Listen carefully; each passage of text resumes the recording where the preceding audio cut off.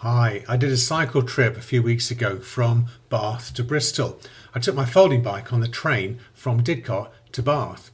And while I was waiting for my eldest son Alex to turn up, I went into the bike shop by Bath Station, which I really love. It's got some great electric bikes in it if you're into big cargo carrying bikes and things like that. They're really fantastic. And I bought this mini pump, which is tiny but effective, and it can be stored really conveniently. And I got it to help out in case we had a puncture on our little trip. And the pump got me thinking about the first patient that I ever saw when I was a student chiropractor down in Bournemouth at the Anglo-European College there. And you'll find the significance of the pump later on in the video.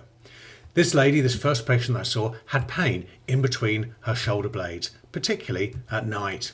She blamed her bed. She did smoke, it was the 1980s after all, and she did enjoy a glass of Chardonnay, that oaky wine that everyone loved back in the 1980s. I was treating her mid-back, thinking that this was causing her problem, but it probably wasn't. Pain in between the shoulder blades is often caused by reflux of stomach acid into the esophagus and by stomach ulcers. Acid is produced in the parietal cells of the stomach wall and is pumped into the stomach, which is why I thought of this patient.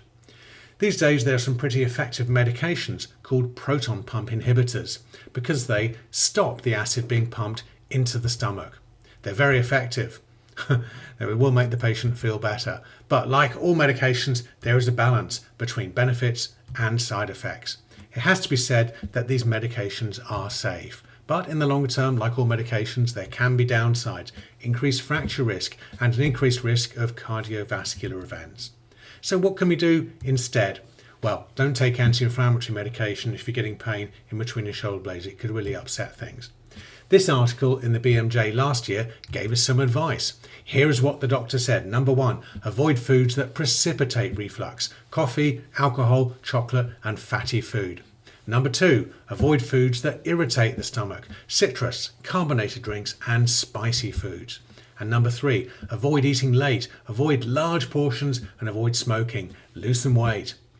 When patients have stomach acidity and reflux problems, the mid-back is often tender to the chiropractor's touch, as is the neck at C2-3 on the right, more often than the left, it seems to me, when I'm examining patients. And this is where the phrenic nerve originates, which both controls the diaphragm and receives signals from it. It would be nice if treating the spine resolved these stomach issues.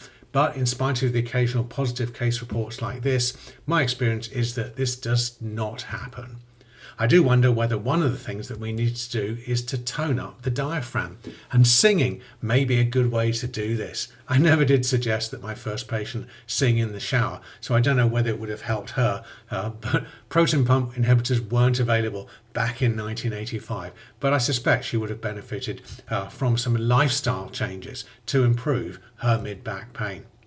Alex and I did make it to Bristol on the bikes. It's only about 14 miles. You go through this lovely tunnel and there was someone playing the trombone in it when we cycled through it.